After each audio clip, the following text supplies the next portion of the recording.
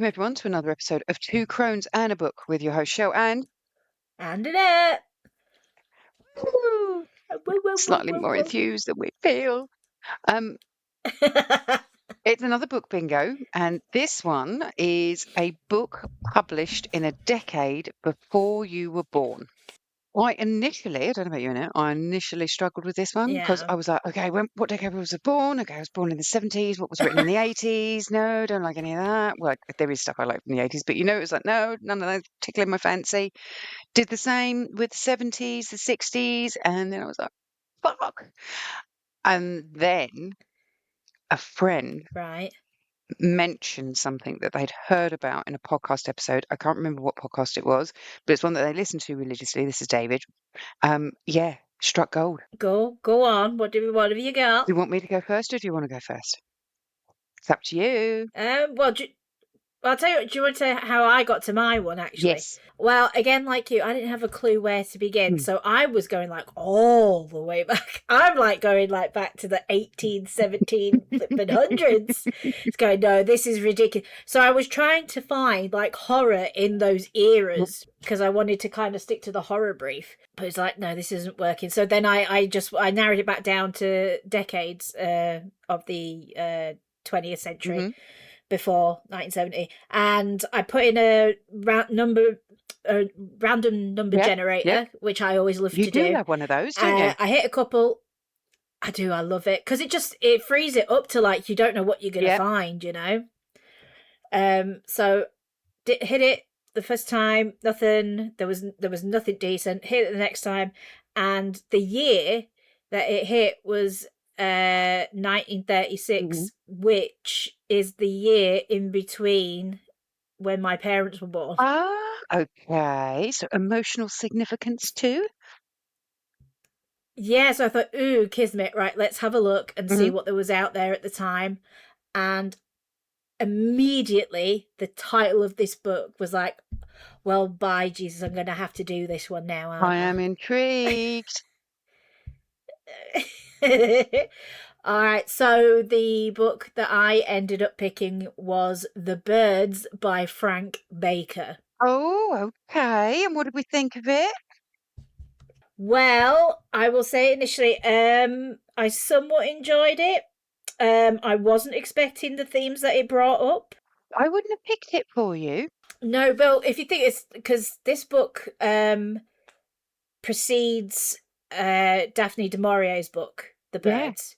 Yeah. And there has been a lot of talk over the years that was this more of an influence of her because the themes are somewhat similar in areas. Yeah. Well, not so much the themes, but like the events. Some of them are like quite the same. And then also in Hitchcock's movie, there's points that are like, well, that could directly have come from this book. So there's been always this thing in the air, but it's like, how many times can you have an original thought about a book about the birds set in a sea, Yeah, I mean, the reason I would have, it's not the horror element and the death, love a bit of death. It's more that when, I could be wrong and I'll stand corrected, but I was under the impression that this is a kind of a fantasy story, which is why I wouldn't have tagged you for it. Am I wrong? Have I got it wrong in my head? I mean, it's not so much a fantasy. It's kind of like, you could say it's almost like a dystopian version of London. Right, yep. I don't know if you count that as fantasy because I don't know the ins and outs of the fantasy. In my head, I can't count that as dystopian. So now, forevermore, this book in my head will be dystopian, whether that's wrong or right. So yeah, and I would tag you in a dystopian. Right. Yeah. So yeah, I that's definitely how I see it. So the whole idea is this is kind of set probably just before the Second World War. Yep. So that's where part of it starts. That's not where the book actually begins. The book actually begins if I worked out correctly, it was some point in the 80s, I think. Okay. If you'd worked it out. So your narrator is this now 80-year-old person who survived during this moment in Mhm. time when birds descended on London. Yep. And I think the world, if I remember correctly, it has been a while since we've read these ones. Um, but yeah, they pretty much changed the course of Yep. history, and now we're at a point where they're in a society where they no longer really have a written history Yep.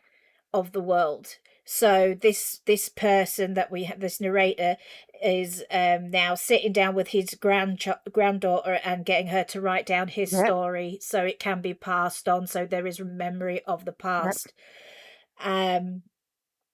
and it goes back then to when he was very young, in his 20s, living in London, and he was working as like a clerk in an office, and it's a mixture of the because the intrigue for those that he would be writing for would be the mundane day to day, Yep. Yep. because they don't know what that is. So that bit I found quite draining at points. But then as it goes on, there's these little snippets of as these events start unfolding when the birds arrived. And they're Yep. not like just regular birds, they're very unusual looking. Yep. No one can quite tell where they're from. And yeah, then they just start just random acts of violence.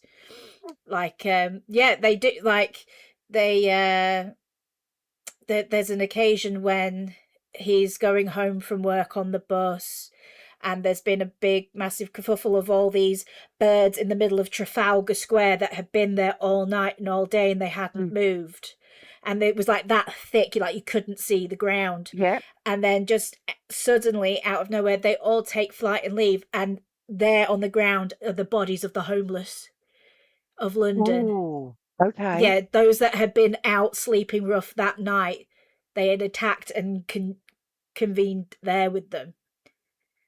I'm kind of liking the sound of it, Annette. Yeah, so like moments like that was like, what the hell? And it drew you back in. Yep. But then what's also fascinating is this character, considering when this is written. So remember, this is Yeah. 1936, and our lead character is actually bisexual. In the Um 30s as well. That's pretty yeah, so impressive.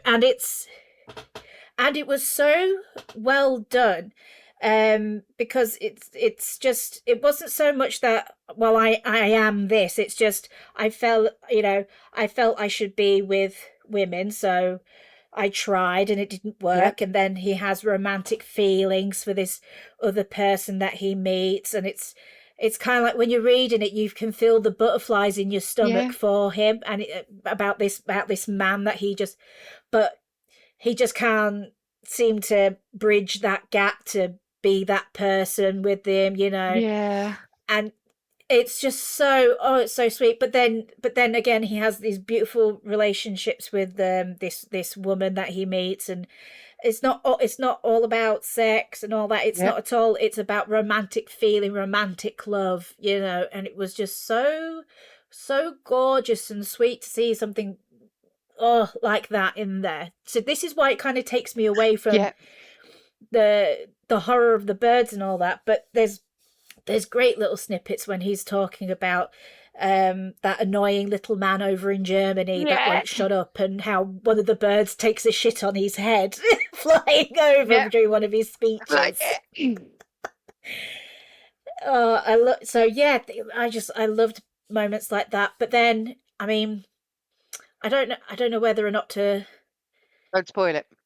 spoil the ending, but all right, I'll spoil away. So spoilers anyway. I mean, it's from 1936. People, come on. Um, it's what it turns out to be. This story he's telling is not, because there's this big, massive attack scene, and Hmm. with the birds outside a church and all this, and there's so much to put in there. But the outcome of what we realize where he is in the future, um, is that this isn't him writing history. This is him warning them not to repeat history. Yes. Don't go back to what it Yep. was. that was dystopia. This is where we want to Yeah. be, because there's no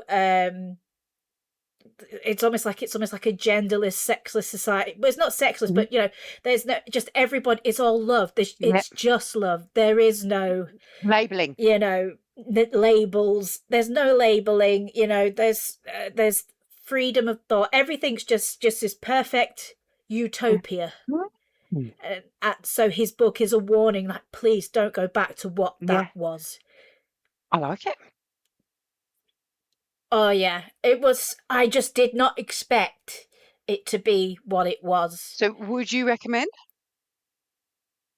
I would definitely recommend. I mean, this has definitely made me think more about much older books Yeah. that I would not have considered before. Okay. That's always good. Um, yeah, I mean, I think a lot of people would you know, um, just think of this as like, oh, it's that other Birds book. It's nothing like the Birds. I mean, yes, there is some certain scenes, like I said before, that like when a telephone box gets Yeah. attacked with a woman in it. Things like, and just moments like that. And there are, but it does have that foreboding and unnervingness about it. But then, really, there's so much more to this that I'm not going to be able to cover in this, because I'll be talking all day about it. Yeah, would you take it as it's a recommend? I'm going, from what you've said, I'm definitely going to add it to my list. Oh yes, definitely. I would recommend. I did it on Audible. I did listen to it slightly sped up, but I think that's just the pace of the narrator. Yeah. So I like, I like it. Just keep going. I know you like to take breaths and take it easy, but no, let's get going. So it clocks in at 8.5 hours, Shell. So that's not a short listen No, it's not. by any means. Um, but yeah, no, I would definitely recommend it. I like the audio. I really did. Yeah, it's a Mm. definite. I would definitely recommend this for someone who's like wanting, like, doesn't isn't too upset if there isn't a lot of horror about it. You know, Yep. if they want more from it than just scares and thrills, this is not that book. That's not what this book is. Yep. I wouldn't even Okay. necessarily say it would be for a horror reader. I wouldn't really put it under horror at all. Okay. Yeah, yeah, You're branching out. Look at you. You've read fantasy, reading dystopian. yeah. We even got you reading Honestly, sci-fi a little while ago. I mean, this should be included on more LGBTQ plus. Honestly, literature. How I've never heard it in that realm before, I don't know. It really should be We up need to get there. that changed. We need everybody who's listening to go and have a read then. Get the sales Yeah, figures up. yeah. You just go, if you find it in your local bookshop or library, just scooch it on over Mm. to the to the lovely rainbow side, and just scooch it on over there for me. Yeah.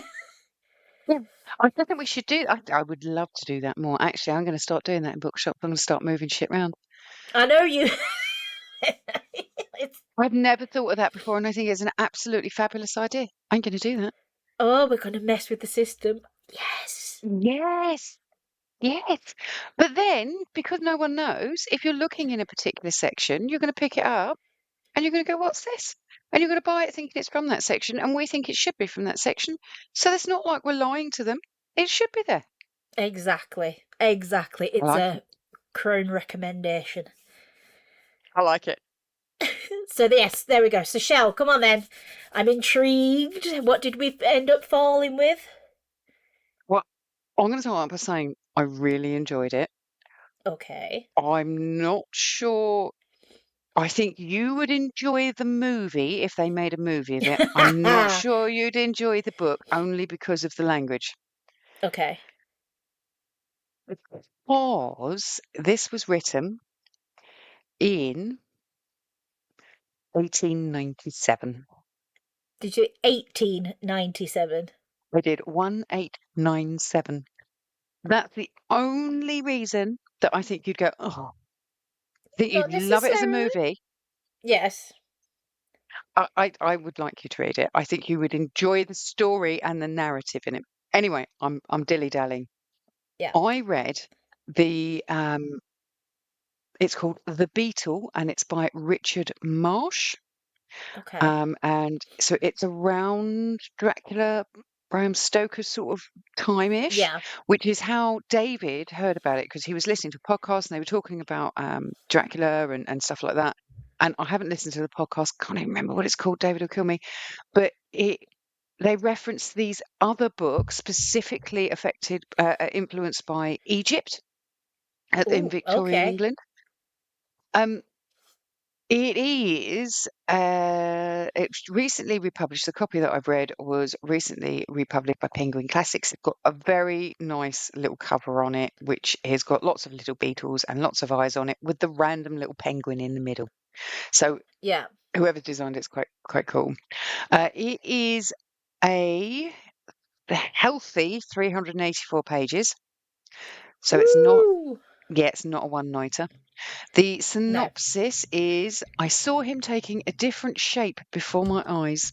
His loose draperies all fell off him, and as they were in the very act of falling, there issued a monstrous creature of the beetle type.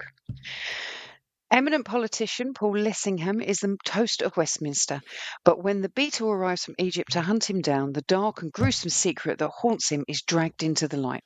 Bent on revenge for a crime committed against the disciples of an Egyptian goddess, the beetle terrorizes its victims and will stop at nothing until it has satisfaction. That's your synopsis. Very nice. Very nice. Now, before I big it up, I am going to big it up. Before I do, I will say you have to remember that this was written in 1890s and is therefore Victorian with Victorian stereotypes and characterizations and assumptions put in. Yes. If you can get past that and accept what it is, not saying that it's right, we would not accept it today, but accepting that it's dated, I would recommend reading this. I mean, picture it, right? It's the late 19th century London. There's gas lamps, there's creeping shadows, there's men in top hats who are Oh. far too confident for how little they understand in the world. This and Yeah. slithering into this prim, buttoned up world comes a shape shifting, hypnotic, gender bending, possibly immortal creature from Egypt. Colonial guilt is practically dripping off these pages. Key thing I've just said there is gender bending. Again, we've kind of landed on a common theme. Stop! How does this keep happening? I'm fearing we're a little bit too in sync.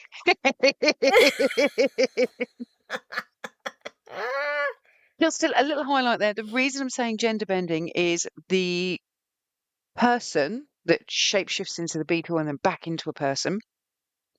It is Mm-hmm. very unclear if they're a woman, if they're a man, or if they're in between or something else. So there's that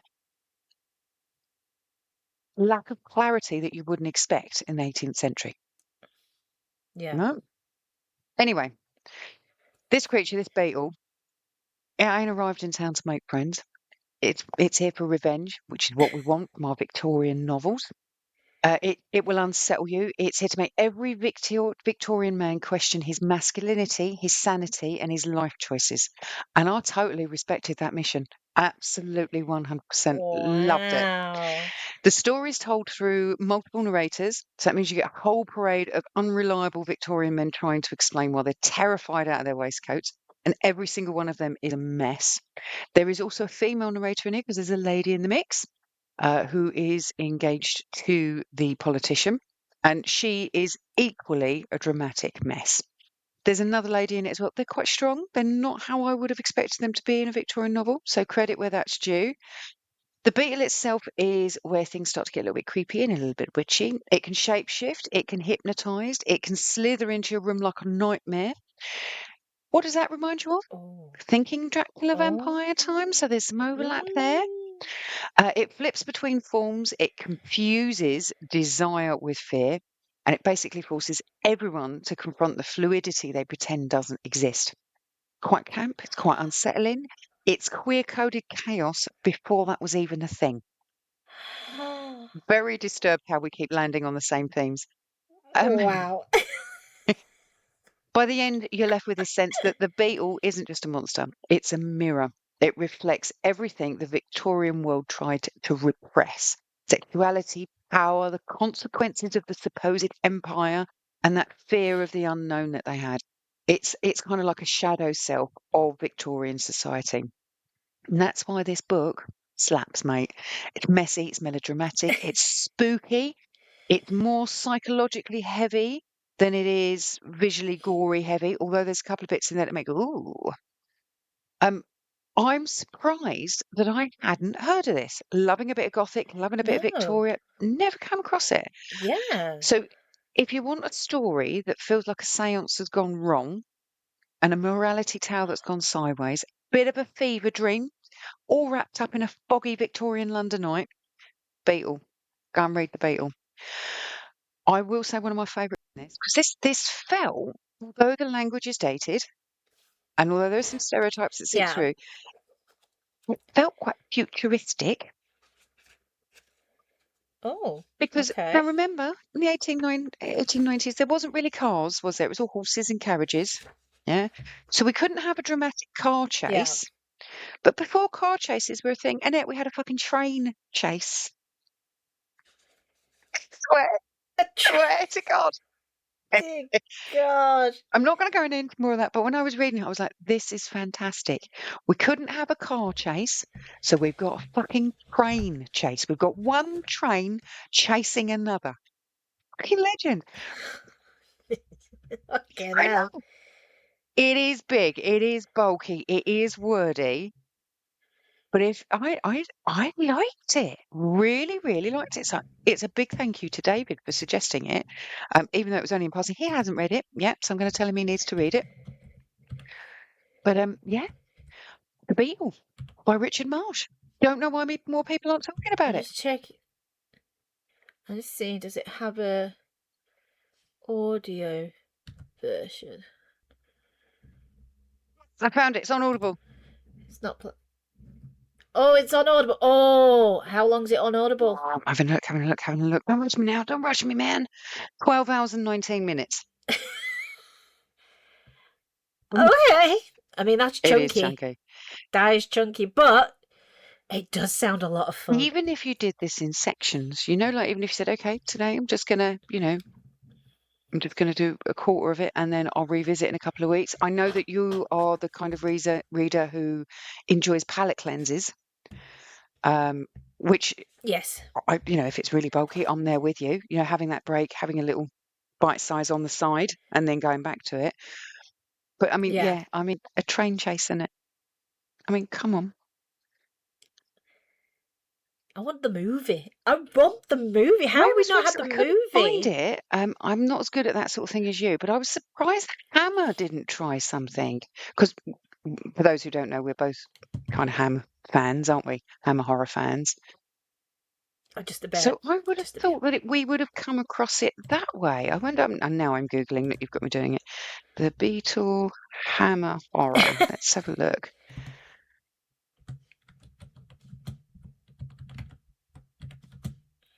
No, that surprises me because they loved a bit of that jazz, didn't they? Oh, hang on. And those sexual undertones would have been What's quite this popular with one? Hammer as well. Hang on. What's this here? There was a Just found silent it, movie. 1919. 1919 British silent horror film directed by Alexander Butler. Oh, is it on YouTube? Oh, if it. Oh, we're having a watch along. If it is.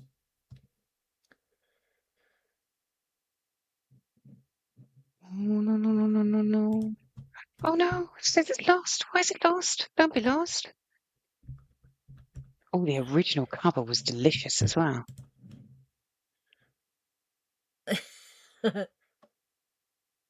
No, I can't find it. Okay, if anyone out there knows where we can watch it, give us a shout. Yeah, definitely, because I am so up for watching this. Oh, it's on any streaming platforms. People, these are the things we should be keeping Good, alive. isn't it? Now, honestly, now I'm going to obsess about that. Oh God, this is going to turn into a Of course mission. it I is. can Of feel course it. it is. You know it is. We're going to have to find it. I wonder if it's on BFI. Definitely. What's that? What's this I've found? Sorry, BFI, for anyone who's listening, is the British Film Institute. They normally have quite a few bits. No, it's giving me a documentary on the Beatles. Okay, let's not bore the listeners with us clicking and rummaging anymore.